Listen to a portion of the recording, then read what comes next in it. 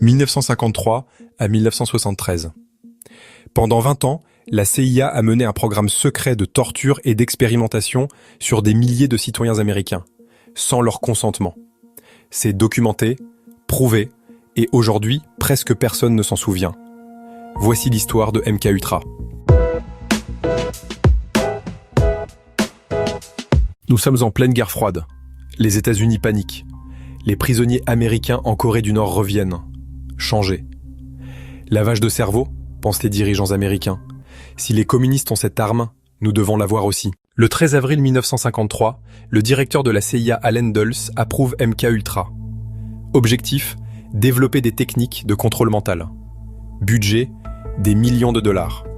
Directeur, Sidney Gottlieb, un chimiste de Stanford. Le programme implique 149 sous-projets, 44 universités, dont Harvard et McGill, 15 hôpitaux, 3 prisons.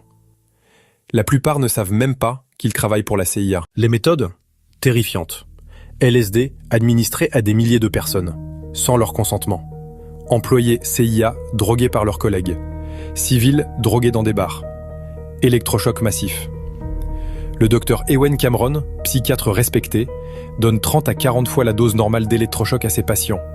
Ils perdent leur mémoire, leur identité, leur vie. Privation sensorielle, isolation, torture psychologique. Les sujets ? Patients psychiatriques traités pour simple dépression. Prisonniers toxicomanes. Citoyens ordinaires. 1973. Le scandale Watergate éclate. La CIA panique. Le 20 janvier, le directeur Richard Helms ordonne la destruction de toutes les archives MKUltra.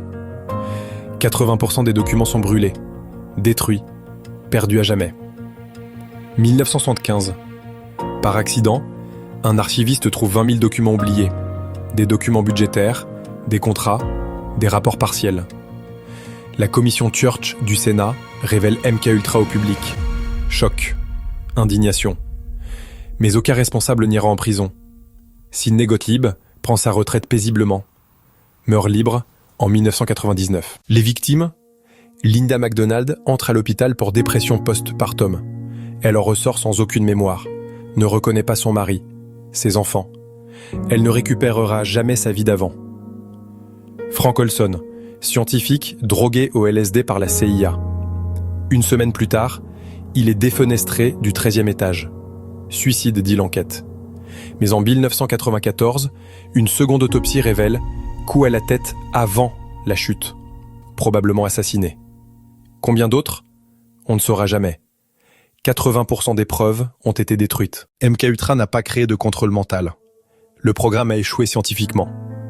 Mais il a détruit des milliers de vies. Et aujourd'hui, il est largement oublié. Cette vidéo vous a donné les faits essentiels.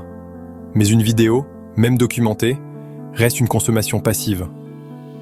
La lecture, elle, est active. Elle vous permet de vérifier chaque source, de prendre des notes, de questionner, de vraiment comprendre. Dans Traité, l'OI est secret, je documente l'histoire complète de MKUltra avec plus de 200 sources vérifiables. L'Antarctique, HAARP, les secrets que personne ne raconte. Ne regardez plus passivement, lisez activement. Premier chapitre gratuit sur payip.com/fréquence libre ou achetez le livre complet. Même lien. Abonnez-vous pour plus d'histoires documentées.